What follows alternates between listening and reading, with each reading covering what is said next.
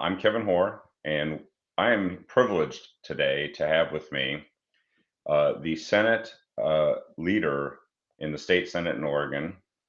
Yes, the minority leader, but a fighter, Senator Tim Knopp from District 27. Senator, welcome to the show. Thank you, Kevin. Good to be on with you. So, yeah, it was a tumultuous session. It was hard fought, and we knew the Democrats were going to get a lot of bills that they wanted. That was probably going to happen one way or the other because they're in the majority, right? But not the supermajority. And uh, the way the whole session went, maybe you could summarize what happened in the beginning, how it started out, because you kind of called out Senate President Rob Wagner and said, "I think this is what it's going to be like with him as the leader." And then what took place as you got into the session, and then how it developed from there. Yeah, you bet, Kevin. So before the session actually started and the officers were elected by the 30 senators, the Democrats nominated Rob Wagner. And I put out a press release that said he was untrustworthy, that he was deeply partisan, and that he didn't have the skills to run the Senate in a bipartisan way. He proved me right on all counts. And there are multiple examples of that. Some people said, well, you set the tone. I was like, no, I just told the truth and was hoping that I would be wrong and that he would change. And he clearly did not. And so what we had in the beginning of session were a couple of issues that Oregonians agreed on and Republicans and Democrats agreed on. And that was trying to do something for the homeless, critically important. And there were significant policy and investments that were made on that issue. And then as it relates to accessing the federal funds, the $50 billion that was set aside for the federal government for semiconductor chip expansion. We have an issue in the US where most of our computer chips are now controlled or coming from Taiwan and or Asian countries, China, etc. And because of I think people have seen that whether they were trying to get a car in the last few years or appliances for their home, what have you, everything has computer chips in them. And literally, when, not if, but when China moves on Taiwan, there is going to be a significant shortage. And so if the US is not ready to make those chips and develop those chips in the United States, we're going to be, I think, vulnerable as a country. And so there was interest from the Republican side, the Democrat side, on moving a bill forward to help out companies in Oregon that were interested in applying for those federal dollars. And we accomplished that as well.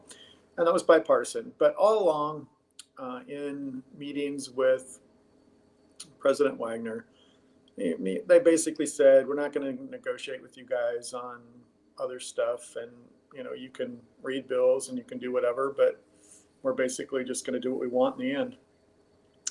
And we said, no, we don't think you will. And then there was the infamous meeting in April where my staff came to me and said, we found something in the rules that you should know about. And that was simply that there's a Senate rule that says all summaries must comply with ORS 171.134. And so, in looking that up, it says that all summaries that are on every single bill have to be at a Flesch-Kincaid reading scale or reading ease of 60. And 60 is like an 8th grade reading level. Yeah. We didn't make it up. It was a bill that was passed in 1979 by the House and the Senate, signed by the governor. And, it was Ted Kulongoski, and it was Dave Frohnmeyer, and, many other, Ed Fadley, many other names that you would recognize who were sponsors of this bill. And the issue really is that it's important for the public to understand what bills are about and what's happening in the legislature. And so when we found out that, that was the case, we tried to figure out why that was not happening. And most of the bills were from 0 to 15 on the flesh reading scale, which is postdoctoral work to basically MBA graduate type work. And most Oregonians aren't there. We have an educated workforce generally and an educated population, but not to that level. And so we did a survey of bills and found that nearly all, it was 95+% of all bills did not meet the law or the Senate rule. And there's a constitutional element too that, talks about essentially the ability to easily understand legislation. So we went to, we checked it out legally. We had no less than 5 attorneys look at it and said, yep, you guys are right. They are breaking the law. They're breaking Senate rule. And so we made a point of order on May 1st. Once we, got our final legal opinion on the issue from our private attorneys, because the Legislative Counsel office is really the one that should have been making sure that all these bills were legal. And they write them, right? They effectively oversee they literally write every bill. We give, legislators many times give them, a napkin or a piece of paper that says, hey, will you, write this concept? But Legislative Counsel writes every bill.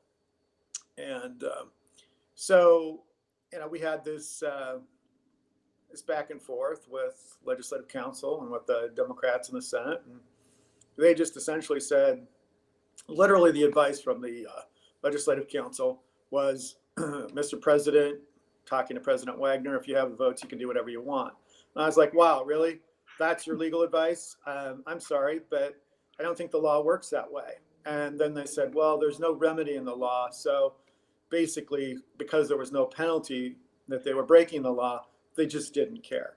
And I said, you're going to have to follow the Senate rules because you guys are the ones that passed them and adopted them, because we can't do that on our own as Republicans.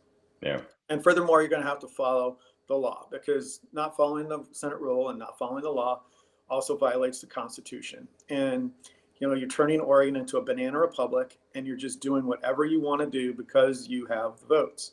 And back in that press release that I sent out in December before Wagner was elected, I also said it's important for them to remember that they have the majority by 3,000 votes, which means that if 1,500 people had voted differently in two seats, so 1,500 people total in Oregon, the Senate would be tied 15-15, and Rob Wagner wouldn't be president. Yeah, you'd have Bill Kinnemer and it'd be a co-presidency. Yep, and Sipe would be.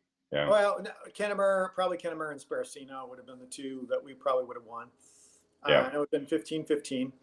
And so, but they governed, their attitude was, well, if 8,000 Oregonians had voted differently, we would have 20. And so they wanted to govern as if they had a quorum-proof super majority. And so we said, you're going to have to be legal about this, and you're going to have to follow the rules, or we're not going to continue to have votes on the Senate floor. It's just that simple.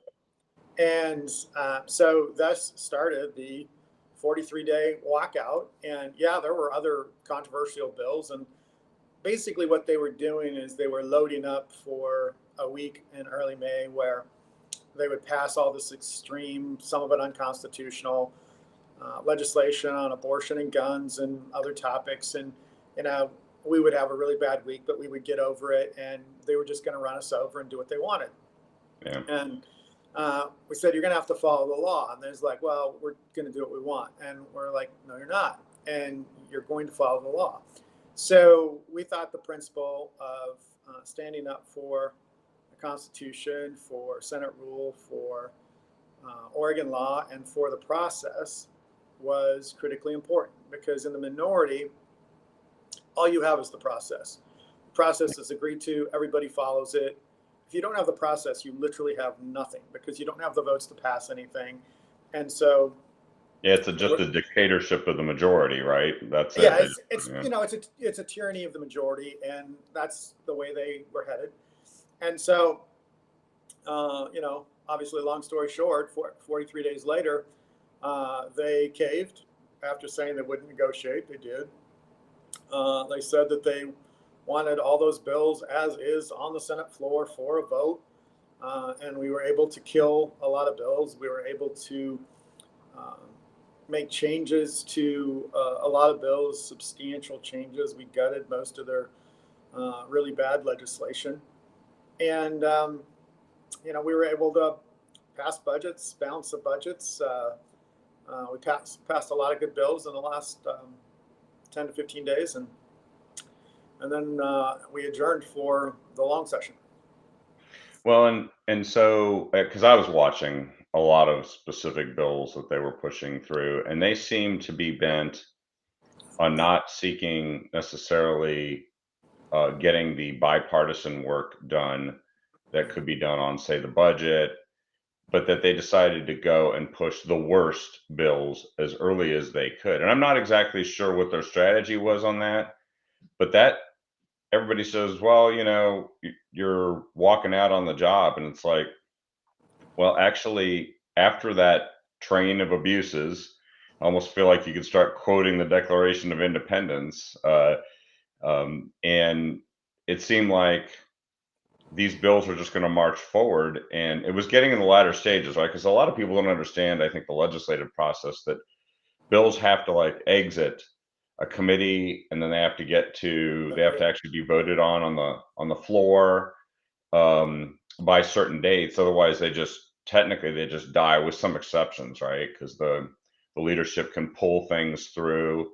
If we have the votes, we can even get things to the floor potentially. But you're getting into May, like you were describing, and this is where a lot of the stuff that could be worked on in a bipartisan fashion uh, should be their focus. And then some of these controversial bills, they always have a way to sort of pull those forward, right? And but they didn't want to follow the process. Which, why let the Constitution get in the way of making laws? I don't know. Do you think that uh, they had a plan, or did they just sort of underestimate you guys, overestimate their ability to do what they wanted to do?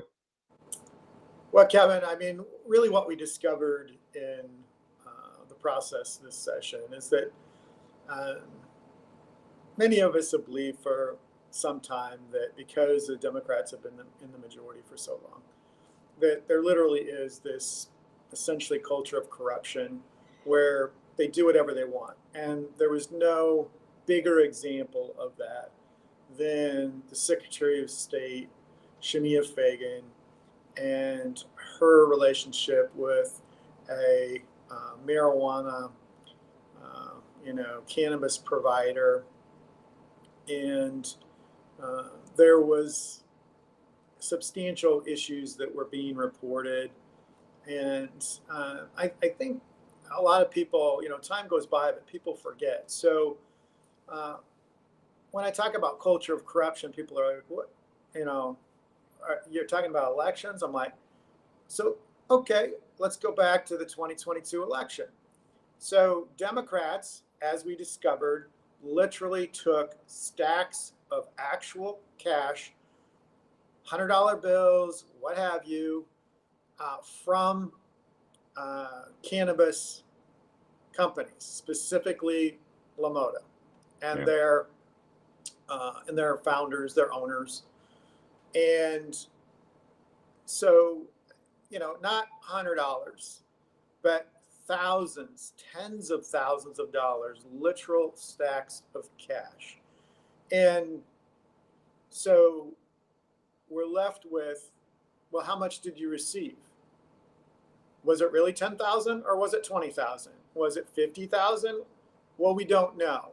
How was it recorded? What was the process for that?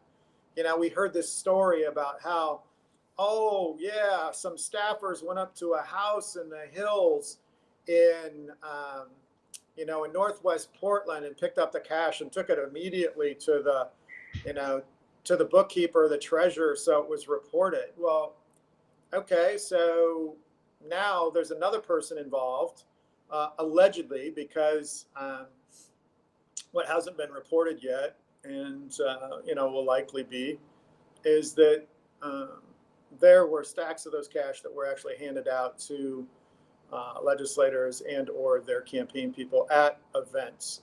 So this idea that somehow that they went up to this house and it was somehow separated from the candidate or the Senate president is basically a lie. And they know it. And so there was that. Then there was the issue of the $500,000 donation, campaign donation to the Democrat Party of Oregon. From who? Well, originally it was reported from some company that nobody knew.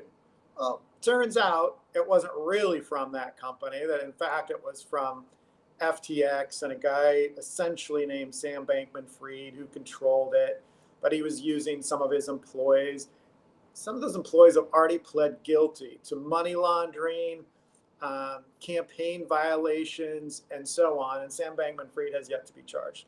I did hear that he is now, his bail has been revoked and he's in jail awaiting trial because I guess he couldn't comply somehow with even these rules. But I mean, his company collapsed and took down tens of billions of dollars of investment with it. Oh, yeah. While he was writing checks to every Democrat in the country, and they lied about who it was in that crucial month right before the election, right?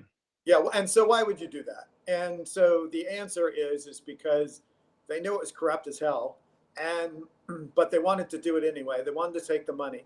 So the idea that really any campaign, and I think what they really, what that money was really for, typically when you give the Democrat Party, it's for essentially for their coordinated campaign at the end, where they, they pass out literature for all the candidates and they go door to door and they do phone calls and so on.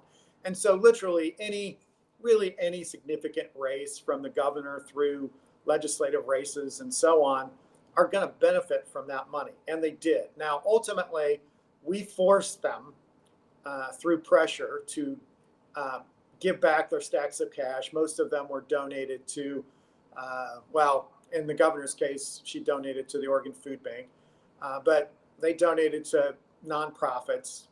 And then with the $500,000, it went essentially, I think, to the bankruptcy trustee for FTX. And hopefully someday they people who were essentially their money was stolen through fraud in this what is probably a Bernie Madoff type Ponzi scheme was taken. Hopefully some of their money will be returned to them. But Oregonians, I mean, there were Oregonians who lost money in that scam. And then of course you have the Secretary of State who was has signed a $10,000 a month contract while she's the Secretary of State with somebody that she's doing an audit on an industry, which is the cannabis industry. And you have the principals of the company that she has a contract with telling her who they should interview for this audit and so on, and basically what should happen. I mean, again, just absolutely corrupt and unethical. And so, didn't she also try to influence one of the audits? That was one of the things that was being investigated. Well, it sure appeared that way. And I was quoted at the time. I said she needs to resign because if this isn't unethical, then our ethics laws are completely broken in Oregon. And it is, and it was, and she did ultimately resign, which that was the right thing to do, of course. But so you got this culture of corruption where the Democrats are just doing literally whatever they want, taking stacks of cash, taking, tainted money, and then just doing whatever. And winning close elections. That's the exactly, key, right? exactly. And they were winning close elections. And so, did it have an influence? Of course, that money had an influence in whether or not that, the Democrats were going to be successful. They wouldn't have taken it if they didn't think it was going to make a difference. You have all that, and we've called that out, and of course, the Democrats are almost completely silent on the issue, and we were able to. So I put in a bill. It was actually the first bill of the session that was drafted specifically for the summary to be legal, and it was to essentially ban cash, actual physical cash donations, and it ended up in a Senate bill that was over in the House, Senate Bill 166, and I think some people are concerned about that. The limit there really only applies to actual physical cash, and at some point Oregon's going to have campaign finance limits, and but not in that particular bill. So anyway, significant issues, culture of corruption. We were exposing that. The Democrats didn't like it at all. And one thing about the LaMotta cash, by the way, we should stipulate that when people donate big stacks of cash, when they could actually do it above board and write checks and do it the regular way, there's probably two reasons for that. One, some of it may not actually end up in the bank account, right? Potentially. It's possible because how do we know?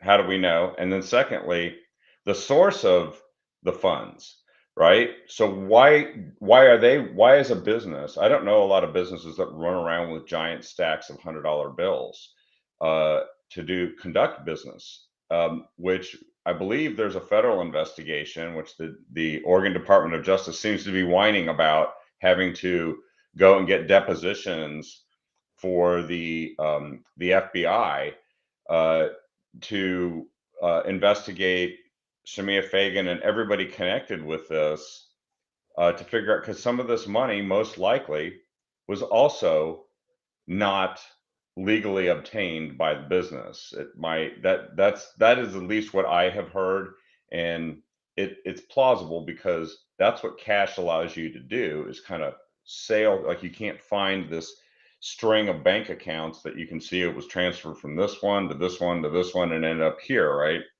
So it's even stinkier than just FTX and a pot company. It's actually influence peddling and potential money laundering could be involved in this to win elections in Oregon. So the potential is certainly there, and there is a criminal investigation that is ongoing.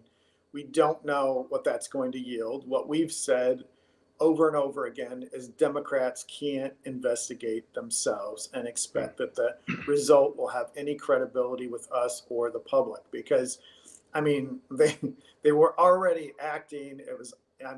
It is obvious they were already acting in a corrupt way, a culture of corruption, just doing whatever they wanted, taking stacks of cash, taking illicit, contributions, not reporting them with the proper name, and so on.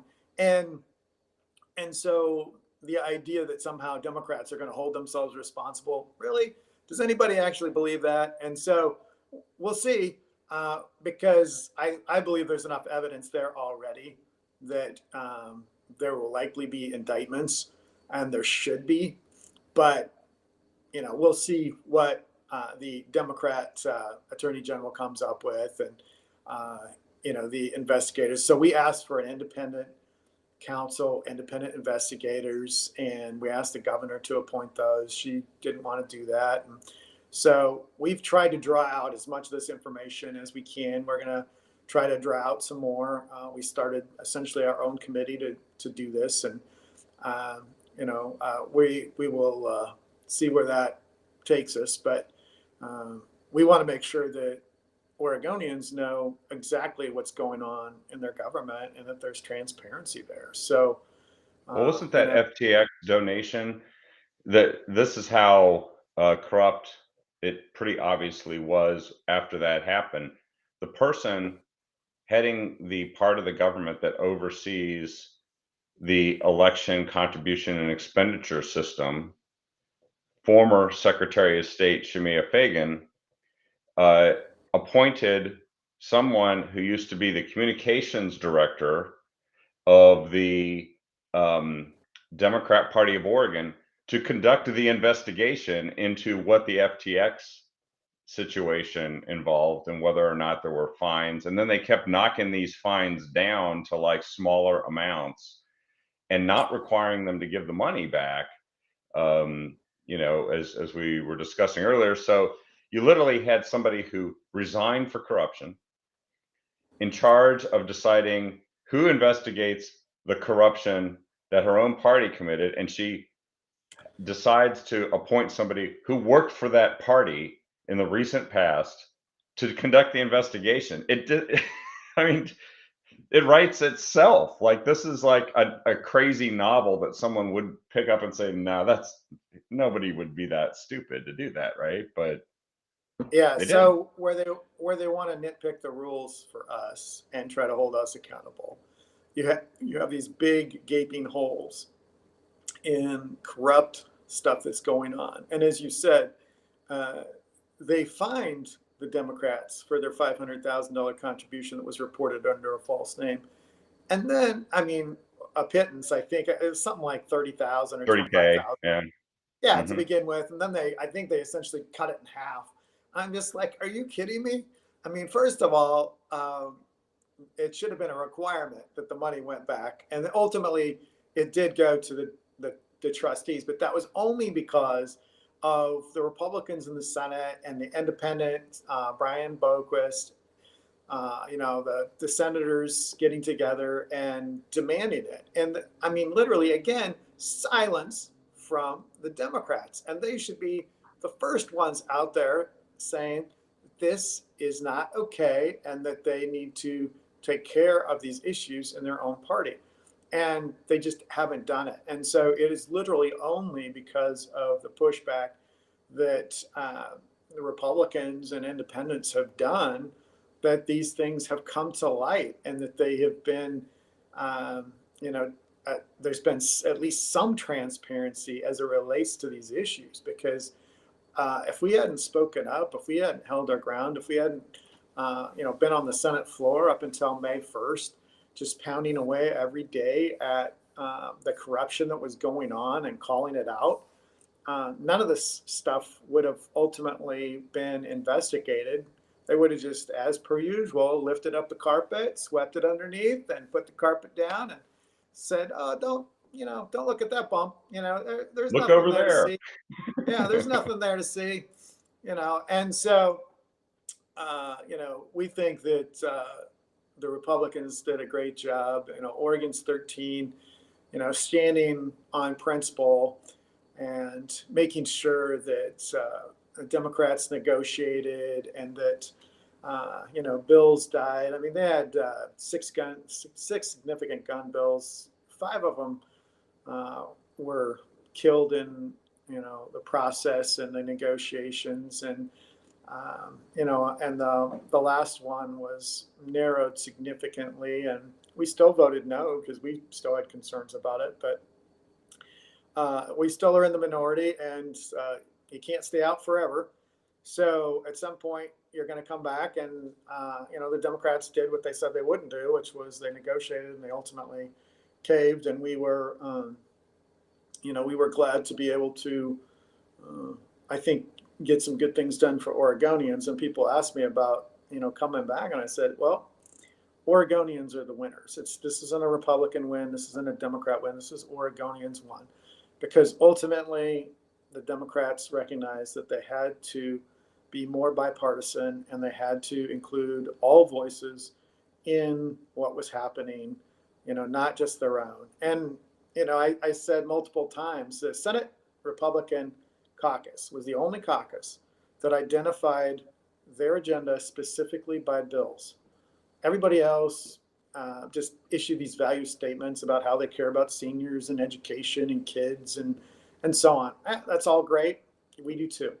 But we came up with basically about 37 bills that we wanted to pass at the beginning of the session.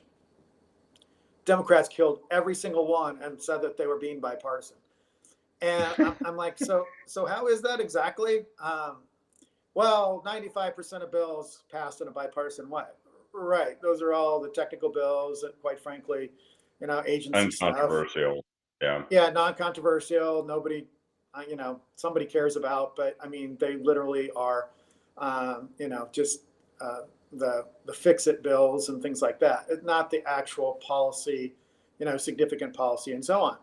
And so I said, you guys killed every single bill that we have. So why shouldn't we do that to you guys? Why shouldn't we kill every single bill that you have? And they're like, well, because, we have the majority. And I said, yeah, you have the majority, but what you don't have is control, because you gave that to us when you ran us past 10 unexcused absences, in their arbitrary and capricious and retaliatory way that the Senate president acted in order to retract already excused absences that he had given. He reneged on those. He literally, our members were receiving emails from the Senate president rescinding and reneging on excused absences that he had already given when they were at the event. One specifically was one of our members was at I think it was their granddaughter's college graduation in San Diego, and he gets this email on his phone that says his excused absence has been rescinded. And, so when people say, oh, kind of harsh that you called, Wagner untrustworthy, I'm like, well, he earned it because, he put his name on that one. And some of that stuff was weeks earlier. He also did not allow some of our members, including Senator Cedric Hayden, to attend religious services and things like that. If that goes to court, he will lose. And that is discrimination, religious discrimination, workplace harassment and discrimination. And so he will lose that if that one goes to court. Yeah, it's harassment, right? Because it's so arbitrary. And as you said, capricious, like he decides sometimes something's okay. And depending on what party you're in, you might have a better chance of something being okay or not. And then even when he says it's okay, he goes back and retroactively makes it unokay, which you can't actually, that's almost a bedrock foundational concept of our entire legal system, right? You can't go back in time and penalize somebody for something that's already happened or impossible to change. Yeah. And so, and people ask about, ask about the walkout, unexcused absences. And I was like, so it was super important, apparently, and there was some big emergency that the Senate had to meet and create a quorum until 10 Republicans got past 10 unexcused absences. And then all of a sudden it's like, oh, we can take the weekends off, which they had previously not, we've never done. We've never done weekends that early in the year. I've served in the Senate 11 years now, and I maybe can remember 5 or 6 times where we would meet on a weekend right toward the end of session, which would be essentially late June, to finish work and, get sine die and get everything accomplished. So, but they were clearly driving at trying to run us past the 10 unexcused absences. And so they thought that we would capitulate when we got to 9, that we'd all just show up back in the building and say, gee, we really didn't mean it. And we did mean it. We were serious. And people asked, well, didn't the people of Oregon say, that you guys should show up for work? And I was like, so if the question on the ballot was, should the minority do everything they can when the majority is violating the law, violating the rules, and violating the Oregon Constitution, should they do everything in their power to return them to legality? I think the public would say overwhelmingly yes. And that is what we did. Does the public want the legislature to work and for there not to be walkouts? That's true. They don't. They don't want walkouts, and we don't want to walk out either. And the issue is Rob Wagner left us no choice because of his unlawful, unconstitutional, and uncompromising and illegal actions that forced us to do what we did. And so we're not going to apologize for it. We knew that there was a risk involved, and I believe we did the right thing by walking out and forcing them back to a legal session with legal bills. And we're hopeful that that will continue in the 24 session. If it doesn't, we're going to have issues again. And so, And they still, by the way, don't have a lot of leverage, do they? Because, they're going to say, well, you're going to get more unexcused absences. And everybody who's past 10 is going to say, yeah, whatever. Right. I mean, I do think that there was a question about whether or not it was worth coming back towards the end of the long session. And I know that there's always a debate and Monday morning quarterbacking about this kind of thing. But I think when you game theory this out, it was very likely that had the long session, had you not returned, first of all, you probably wouldn't have been able to get some of the gains that you got, right? Kill some bills and also modify others that they wanted to pass, but neuter them basically, like the HB 2005, I think was one that really got significantly changed, right? But also, then the governor probably would have done a special session, right?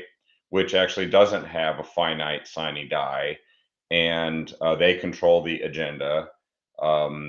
And so then it would have been an ad infinitum situation potentially until they got what they wanted. So the leverage wasn't that mainly in the long session where you could actually do what you did?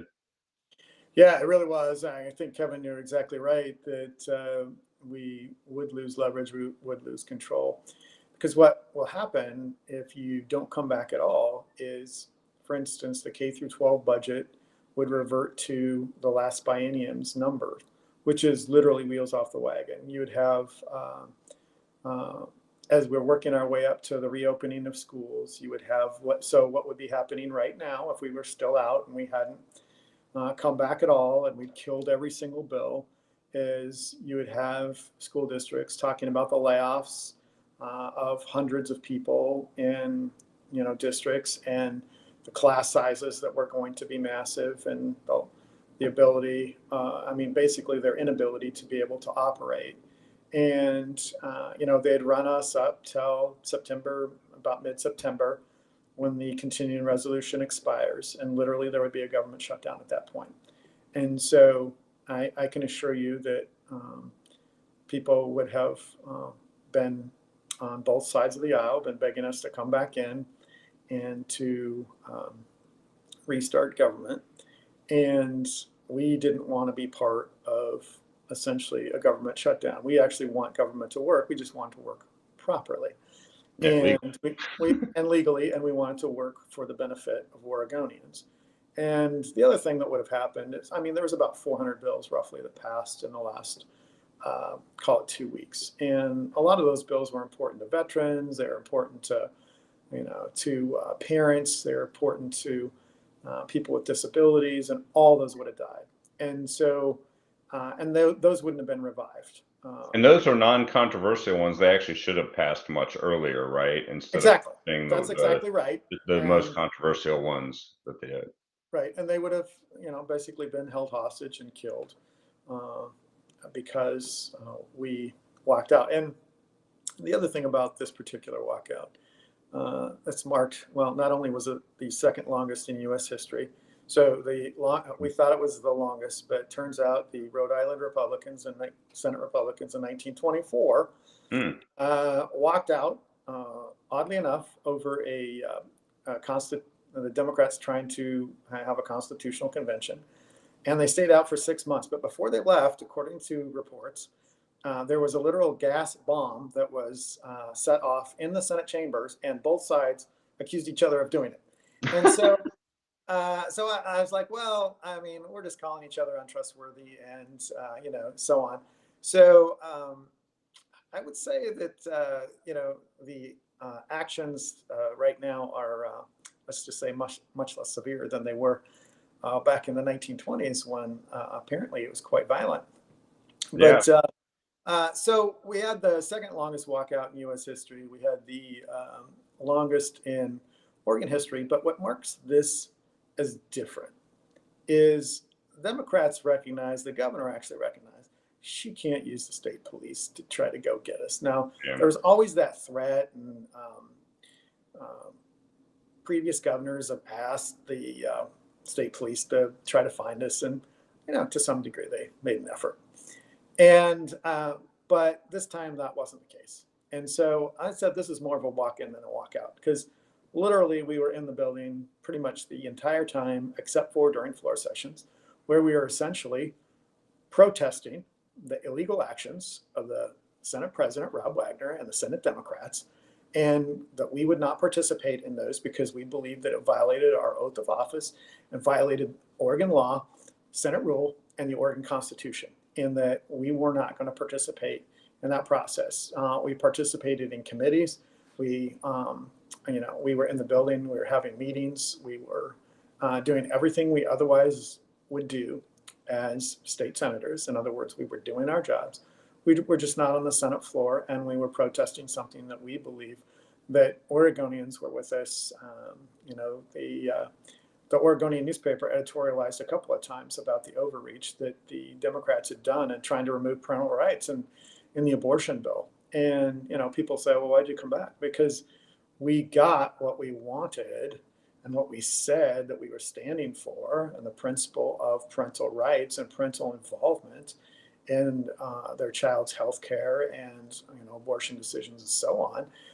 I mean, we were able to accomplish those things. And so, for those who say, oh, well, you should have stayed out, you should have killed everything. My question to you is, what makes us any better than the Democrats who are doing the exact same thing on the other side? That's what they were saying, is it's their way or the highway. And so how is it okay that we say, well, it's our way or the highway? And oh, by the way, we're in the minority. So what I would say is it was an incredible success, and that I am very grateful to the 13 who took the stand and stood on principle and stayed out for 43 days. And we will obviously challenge the interpretation in court that the Secretary of State has, because we believe the plain language is, in fact, rather simple. It says that it applies to the election after your term is completed. Well, the election after my term is completed is 2028. So November of 2028, not 2024. That election takes place before my term is completed. And the Secretary of State's case is so weak, they've gone to, the intent of the voters. Well, I'm sorry, but the intent of the voters is not in the actual language that was put in the Constitution. And the Supreme Court and the Court of Appeals has to look at what the actual language is, and they know they're in the wrong. They know they screwed up, but they're hoping that a partisan or political court will bail them out. And I don't think they will, and I don't think they should, because the language actually is quite clear. And I know what their intent was, but that's not what the language says. And so, and I don't think the voters actually did understand what the language was, because they were promoting something in the media and in their campaign that was different than what the actual language was. And so I don't know why they did it that way, but they did, and it was an error, and the error needs to be corrected. Well, and the Secretary of State, who's now the appointed one to replace Shemia Fagan, she just ruled this week that she believes that you guys can't file for reelection, and that that the voter intent was somehow very clear. I think she even cited an Oregonian article saying, of course, everybody read that voted on this, and it's bizarre because they control the entire ballot title process. I mean, there's no reason to screw that up and get it wrong or be confused, right? But they control it, and yet it's still, now they have to say, well, not what it said, but our mind reading of couple million voters actually tells us what it really said, which is insane because then at that point you don't really even have, it's like a totally lawless initiative system. They just say what, after it's passed, they say what it really meant, and then they just use that to govern the state. Which so you've got a pretty good chance, right? Maybe in challenging this, it's the Secretary of State had to make that decision, right, before you can take the next step. They did, and of course, they had to pretty much stick with what the Attorney General did in terms of their legal opinion, because that's who their lawyer is. And so, they moved forward with that quote interpretation of intent, and they, I think, indicated how weak their case actually is by suggesting that the Oregonian and and other places said that this was what was going to happen. Well, that's because the Democrats and the special interests, i.e., the unions who collected the signatures to put this on the ballot. And by the way, Rob Wagner was a donor and an endorser of that ballot measure, and then he, surprise, becomes the sole arbiter of who gets excused absences or not. And of course, we know that he was arbitrary, capricious, and retaliatory in doing that. Yeah. And so, I mean, the whole thing again, it just doesn't pass the smell test. And I'm hopeful that the courts will rectify this and say, you know what, if you wanted to actually say the election before their term expires, then you should have said that. But it says the election after their term is completed. So we'll see what happens. But we knew there was a risk, and we believe the principle was worth standing for. And I'm thankful for Oregon's 13 and for the stand that we all took in order to make the Democrats become lawful again and actually negotiate and be more bipartisan than they otherwise wanted to be. Well, and I think they actually made one big miscalculation. They projected themselves onto you guys because they didn't expect you guys at, a significant risk to stand on principle. They thought, well, these guys just want to hold on to their jobs like we would if we were in their situation. But they're not going to stand on principle. They don't actually mean these things. These are just political rhetoric they spew out to go and try and win a PR battle in the media. And then actually, it turns out you meant it. Yeah, and so here's the question that the media hasn't asked, and that they needed to ask every Democrat. If the Republicans were in control and they were trying to do something that curtailed or banned abortion in some way, would you have walked out and stayed out? And I guarantee you the answer for every single one of them is they absolutely would. And you know who would demand that they would? Planned Parenthood and the very same people that were supportive of this particular measure. And so that's called hypocrisy, is what that is. And Yeah. so we all know that they would, and that the Democrat base and the Democrat special interests would demand that they stay out. And in fact, they've done that before in order to stop Republicans from doing things. And I was there in 2001 when they did Yep. that on redistricting. So Led by then state Senator Kate Brown, right? Who actually literally explained all this stuff. well, it was the House that went out. Kate Brown did. She was the Democrat leader at the time, and she said that they would have done the same thing if they, Yeah. Okay. That's right. if they needed to. But that was the House Democrats that walked out that time.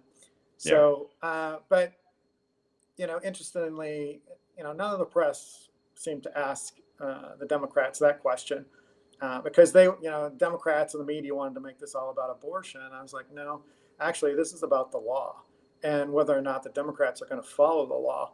And, yes, House Bill 2002 and 2005 and their summaries were also unlawful. But so was almost every other bill, including almost all the Republican bills, because, that issue and that rule hadn't come to light until a staffer had found that and brought it to our attention. And, at that point, the question is what are you going to do when you know? Yeah. Democrats tested in court yet, right? Democrats, it was cover up. Yeah, I mean, there is a court case that's going on, and I don't know where and how that goes, but I do know that the likely that case gets expanded beyond just one bill Hmm. to lots of other bills. I think uh, is likely to happen, and I mean, it could be very significant. But people say, well, if the Democrats broke the, it's not if they were breaking the law. They were running the Senate in an unlawful way because no one, the law is it had to meet a 60 on the flesh reading scale or comparable test. There was no comparable test. They weren't doing it. They weren't paying attention to it. And every single bill did, almost every single bill did not meet the test. And Yeah. so, yes, they were breaking the law and they were running the Senate in an unlawful manner. And when called on, they simply said, well, when we pass the bills, it makes them legal. I'm like, what? I mean, not if the law says that you presented a bill that is, is basically unlawful. The summary is unlawful. And so they were doing this, this legal, bending themselves into a pretzel to try to, to get out of it. Literally, all they would have had to do is say, you know what, you guys are right. Will you help us get these bills back and change these summaries? And I can tell you that our staff spent 3 weeks of the walkout redoing every single summary of any potential bill out there that could pass because we wanted to make sure. And I don't know if, LC or LPRO or, the people who ultimately came up with the new summaries for every bill that did pass that were read into the record, read on the floor, put in as vote explanations and so on. I don't know if they use those or not, but I can tell you my staff was able to do it. And so the idea that this somehow can't be done or whatever, it very much can be done for every single bill. And they said, well, not budget bills. And, yeah, them too. Our staff was able to accomplish that. And so they did incredible, great work. And my hat's off to them. They're exceptional. Well, I think that in a state where many students struggle to read at grade level, just setting that bar of eighth grade reading level so that adults, for the most part, can understand the bills is just not that egregious for them to comply with it in a state where if they believe they can just make a bill that you need a postdoctorate or a doctoral degree in order to understand what's being said. I think citizens, this is central to the case of when you get to elections. What did you do to our state? Senate Democrat Rob Wagner. He's saying he is the law. Yeah, What well, did you do important? here's a little secret. So toward the end of session, we've been in session, back in session now. The walkout is over. We're back. We're reading new summaries into the record and all that. I had multiple Democrats in the Senate come up to me and say, you know what, this is kind of cool because these are so easy to understand. And I'm just like, yep, and that's the way it was supposed to be. And it wasn't for us because we generally know the bills and know what's in them. It's for the public who don't know the bills and don't know what's in them. And if they want to, if they read a summary that's just so simple at eighth grade level and it tells them a little bit about that bill, that's a huge victory. And that's what that law was all about to begin with from 1979, from some pretty significant names in Oregon politics, including Ted Kulongoski and Dave Frohnmeyer and many others who signed on to that bill in 1979. They were concerned about it, and we should be too. Yeah, well, and in a legislature where people barely get notice of a hearing about one of these bills, it could dramatically affect them. And in the case of many, Republican Senate districts, they have to drive enormous distances and sometimes at great expense, taking off of work. And then on top of that, they were writing bills that people didn't understand what they were. Of course, a lot of stuff was going to pass that didn't meet the standard of public scrutiny that you guys are trying to make sure happens. So my hat's off to the point you drove is as important as the result that you were able to get. Just a final question. What do you think about the short session next year? What is your feel about what that's because it was supposed to be the non-political session where they just make budget tweaks, right? And what I found is like nearly every session, short session, it turns into a hyper political session where they take the most political bills that they need to deliver to get people to donate to their caucus fund, et cetera, and they push them through on a timeline that offers almost no public scrutiny because it's only a 30-day session. And what is it, like a week? You have to, have these work sessions and stuff. What are we gonna be seeing come through that session? Well, you're right, Kevin. So this was sold to the public, I think, back in about 2010 as a session that was 35 days that was for budgets, technical fixes, and emergencies. The only emergency that I'm aware of that's been declared is a housing emergency that's been declared by the governor. So I believe this session should be all about housing and creating the supply and the inventory for us to house every Oregonian. Because this new so-called Democrat compassion, here's your tent, there's the sidewalk, it can't be the new Oregon compassion or the new Oregon way. And here's your straw and your foil, by the way, if you're in Multnomah County. Exactly. That's exactly right. Now we're going to give them, Multnomah County, City of Portland, whoever is going to give them drug paraphernalia to continue their drug habits because somehow that's also compassionate. I don't think so. And so Oregonians are, quite frankly, weary and tired of the whole thing, and they want it fixed. And so housing affordability, homelessness, housing supply are essential things. So if we can have a session about that, great.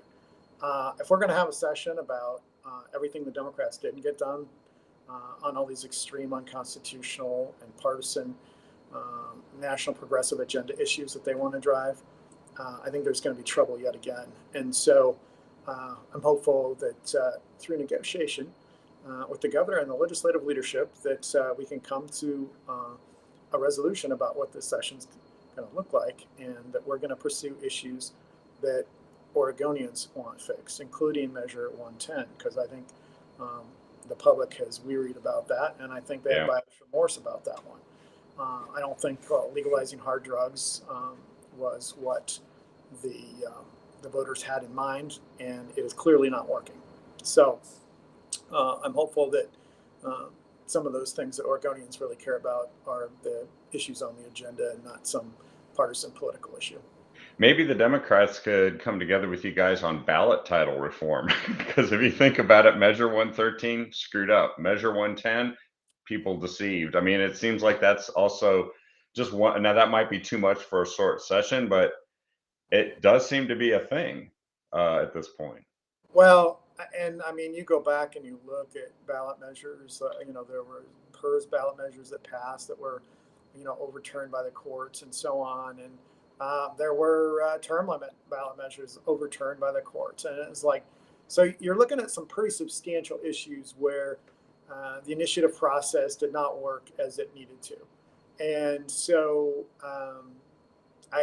does there need to be a better process in place?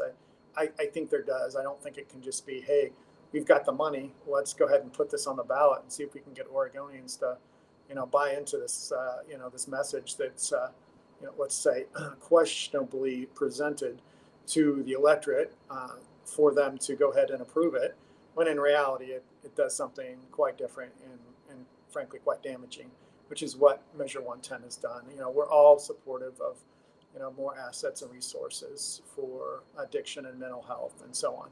But giving a ticket to people who are taking hard drugs or possessing hard drugs for their own personal use and asking them to call a phone number to get help, not working. It's not working. That's called epic fail. And, we need to, policy-wise, fix that.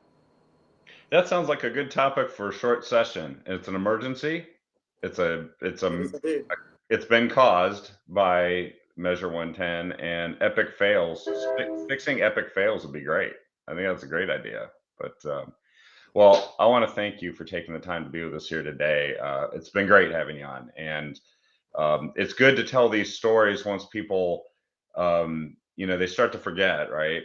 And this kind of sets, like, you set out the historical record of what occurred and how you saw it.